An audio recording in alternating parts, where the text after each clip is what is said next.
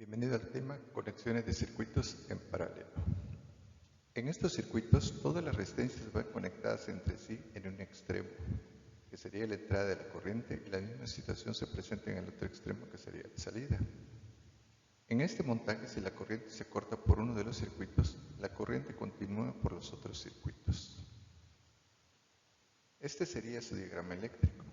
En él podemos ver que la resistencia 1, la resistencia 2 y la resistencia 3 están conectados en paralelo y puede ser sustituida por una sola resistencia equivalente, que es la suma de las fracciones, es decir, las inversas de las resistencias individuales.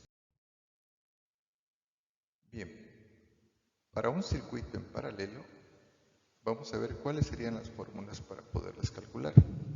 La primera, por toda la resistencia circula el mismo voltaje, es decir, el voltaje que sale de la fuente de FEM va a ser el mismo voltaje que pase por la resistencia 1, por la resistencia 2 y por la resistencia 3. La corriente se reparte entre cada una de las resistencias del circuito. Esta corriente que va pasando por cada una de las resistencias se va dividiendo y luego cuando regresa otra vez a la fuente de FEM se vuelven a unir. Y la tercera, las resistencias que se unen en paralelo puede ser sustituida por una sola resistencia equivalente, que es la suma de las fracciones, que como ya dijimos, son las inversas de las resistencias individuales. Por ejemplo, dos focos, uno de 20 ohms y otro de 80 ohms, se conectan en paralelo con una diferencia de potencial de 120 volts. Me pide, representa el circuito eléctrico. Ahí tenemos el circuito eléctrico. Está conectado en paralelo el foco 1 y el foco 2. Este sería su diagrama eléctrico. Y me dice, determine el valor de la resistencia equivalente del circuito. Bien, para poderlo calcular, dice que va a ser la suma de sus inversas, es decir, 1 entre la resistencia equivalente va a ser igual a 1 entre la resistencia 1 más 1 entre la resistencia 2.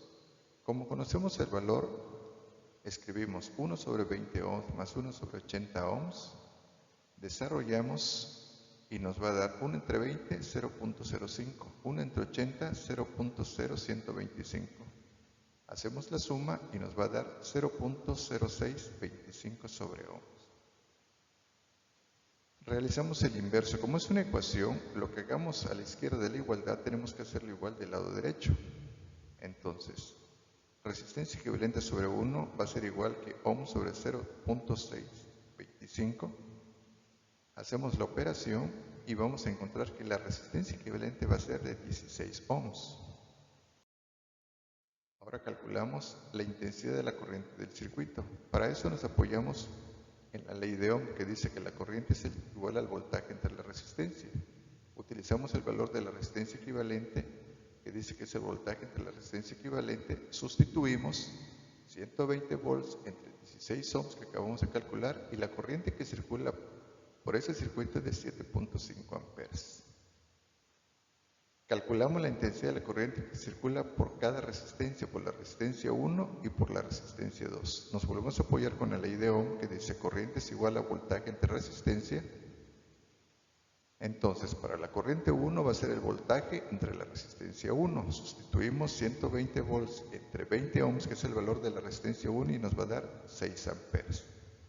Calculamos la corriente que pasa por la resistencia 2 y va a ser 120 volts entre 80 ohms y nos va a dar 1.5 amperes. ¿Qué vemos de esto? Al sumar las corrientes, la corriente 1 de 6 amperes más la corriente 2 de 1.5 amperes nos da 7.5 amperes, que es igual a la corriente calculada en el inciso C.